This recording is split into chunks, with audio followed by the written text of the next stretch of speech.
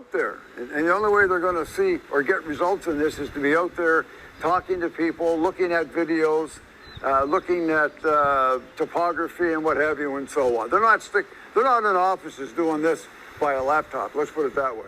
The lingering questions. A case from Lansdowne Station. This isn't the talk of a conspiracy theorist. It's the perspective of a seasoned ex-cop, someone who's seen more than their share of complicated cases. And frankly, I have to agree. This situation has spiraled from merely strange to undeniably suspicious. And now, it's something truly unsettling. Before we even begin to dissect alibis, potential suspects or timelines, there's a simpler, yet crucial element we need to consider: a party. Or perhaps more accurately, the gathering that no one seems willing to acknowledge ever happened. The night before Jack and Lily Sullivan were reported missing, residents in the quiet community of Lansdowne Station observed something out of the ordinary. Multiple unfamiliar vehicles were parked along the road near Daniel and Maleha's home. On its own, this detail proves nothing. People have friends, and gatherings are commonplace. But when two young children disappear the very next morning, with no witnesses, no video footage, and no confirmed timeline from anyone, those few parked cars suddenly become far more than mere background noise. They become potential evidence. Here's what we know, or more precisely, what remains unknown. Despite whispers circulating online and murmurs among neighbors, the RCMP has steadfastly refused to confirm whether any such gathering took place that night. Why this silence?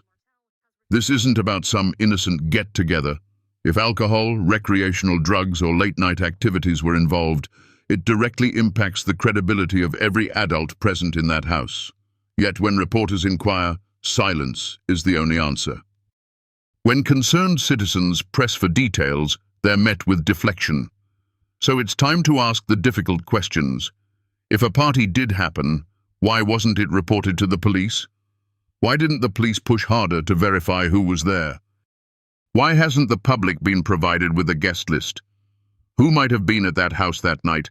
Someone the RCMP perhaps doesn't want us to know about. More fundamentally, what if the children never actually left the house that morning because they were already gone before sunrise? Suddenly, the blurry image of that night begins to sharpen.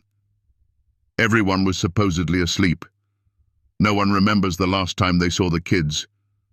And the only details we have are hearsay, not eyewitness accounts. What began as a search for two missing children is increasingly taking on the appearance of a fog woven from half-truths and omissions. And just like that, another grain of sand shifts the scale.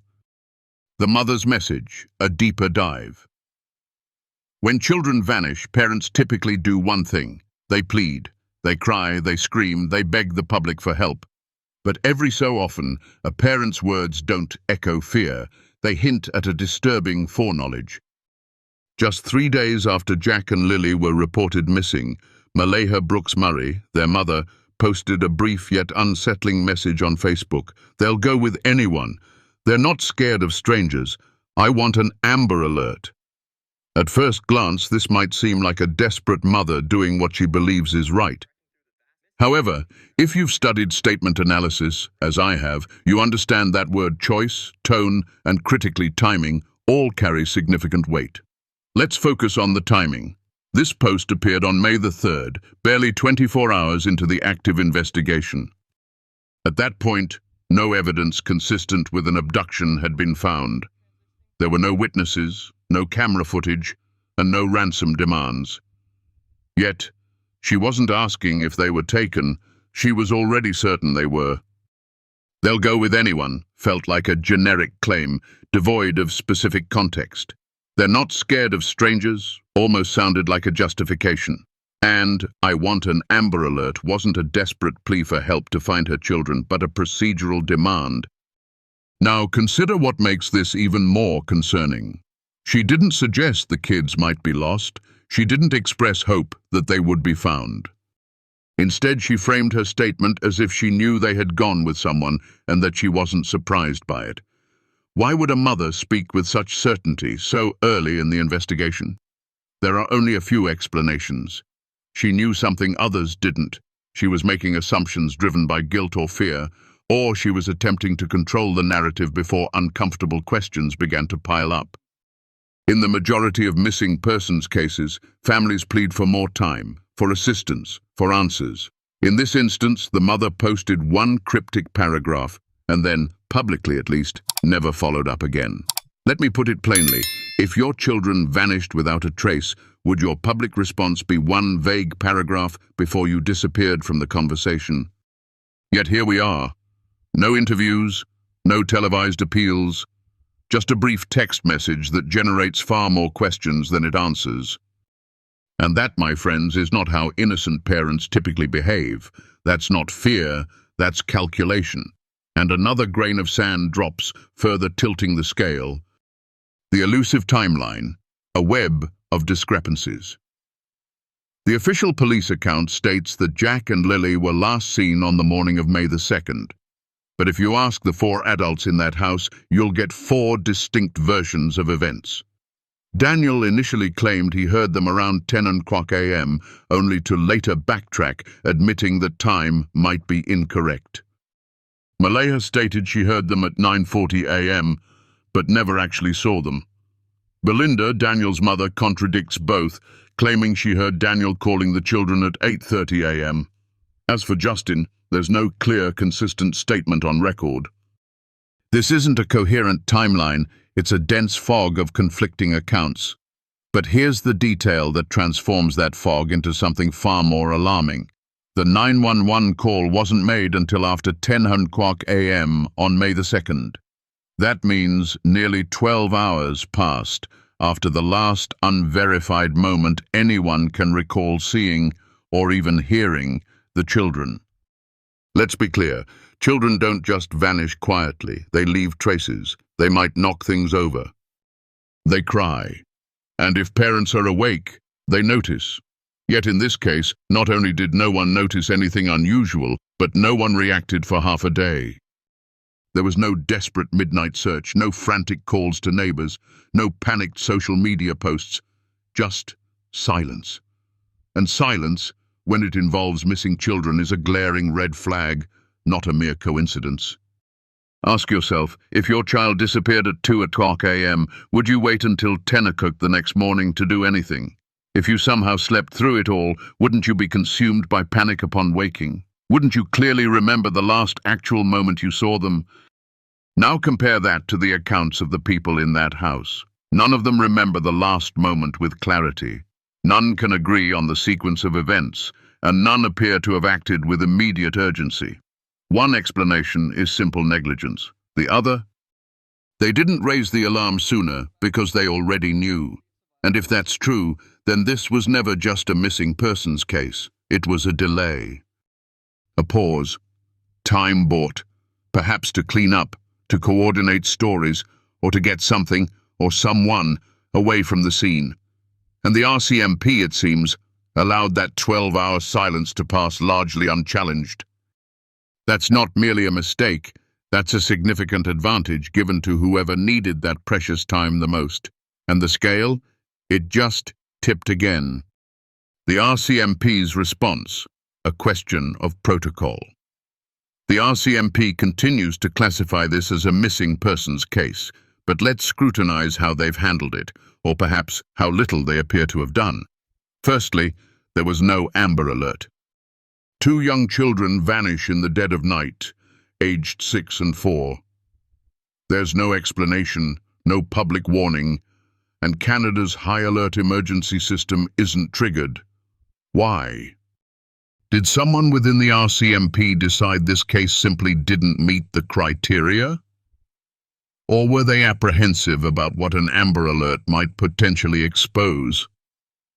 Secondly, there was no immediate lockdown of the scene. When police arrive at a disappearance, the initial crucial step should be unequivocal. Secure the area, cordon off the house, and separate all potential witnesses. This did not happen. Daniel, Maleha, Belinda and Justin, the 4 adults present in the house, were not isolated for individual statements. They remained in the home. They moved freely. They talked. They compared notes. For hours, possibly even days. This isn't effective investigation, it's contamination of the highest order. Thirdly, there was no full house search for 3 weeks. It took the RCMP over 20 days to conduct a thorough examination of the home and its surrounding structures. Let that alarming fact sink in. Septic tanks, wells, crawl spaces, all remained untouched until most physical evidence would likely have vanished. If the children were harmed, hidden, or removed from that property, those first 72 hours were absolutely critical. The RCMP allowed them to slip by silently. Finally, there has been a notable lack of public pressure or transparency. There have been no daily updates, no consistent press conferences, and no direct answers to difficult questions. While they claim to have interviewed 54 people, who were these individuals? Neighbors? Party guests? Family members? We don't know and they won't say. They confirmed polygraph tests were used, but not on whom. They stated that devices were seized, but never reported what was found. And when pressed on whether any new search zones had been identified, their response was telling. The information gathered to date has not identified any search areas. New search areas. Read that again. That's the sound of bureaucratic dead air. It effectively means, we don't know what we're doing, or we're not telling you what we found. And if they did find something, why the silence? Why does it feel as though this entire investigation has been designed not to inform, but to deflect? There's a clear reason why people are now turning to leaked texts, Reddit threads, and citizen-run groups for updates. Because the official sources have gone dark. Disappearance or decision, a chilling theory. What if this wasn't a kidnapping? What if it wasn't merely an accident? What if the truth is far more sinister, because it was meticulously planned? Let's revisit what we know, or more accurately, what remains stubbornly unknown. No one definitively saw the children on the morning of May the 2nd. No one agrees on the last time they were heard. The timeline is fragmented. There's that suspicious 12-hour delay before anyone even called 911. There was potentially a party the night before, with outside individuals present. And then there's Malaya, the mother, posting publicly, "They'll go with anyone. They've been taken. Not lost. Not wandering. Not simply missing. Taken." She expressed absolute certainty. Where did that certainty originate?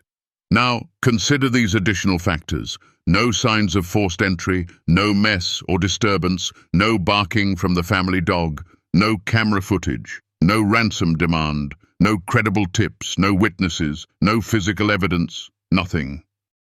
Just a disturbing, clean silence. It's too clean for chaos, too calm for panic, too quiet to feel real. So here's the chilling question we've been avoiding. What if the children didn't disappear because of a crime? But what if their disappearance was the plan? This is what that theory might look like. The party wasn't just a social event. It was preparation. The silence wasn't shock. It was coordination. The timeline wasn't broken. It was fabricated. The children didn't scream, cry, or resist because they knew who they were going with. There was no ransom because there was no abduction. There were no immediate suspects because everyone involved was already inside the house. This isn't just about a failure to protect. It's about a possible handover. And that, tragically, is why this case keeps going from bad to worse. Because if this theory holds even a shred of truth, then we aren't looking at a simple tragedy. We're looking at a transaction. And that's why every time Daniel's statements seem to waver, every time Maleha remains silent, every time the RCMP appears to stall, and every time the public is told there's nothing to see, It no longer looks like a standard missing persons case. It looks increasingly like a cover-up that had a significant head start. The real question now isn't, where are Jack and Lily? It's, who knew they wouldn't be there in the morning? Because if the very first step of this investigation was built upon a fundamental untruth, then every subsequent step led further away from the actual truth. And perhaps that's precisely why the RCMP seems lost. Not because they can't locate the children, but because the real trail was buried long before the search even began. What do you think truly happened that night in Lansdowne Station? Was this a disappearance or a deliberate decision? Share your thoughts in the comments. I read every single one. And if you're keen to keep peeling back the layers of truth, remember to like, subscribe, and turn on notifications. I'll see you in the next analysis. Stay sharp.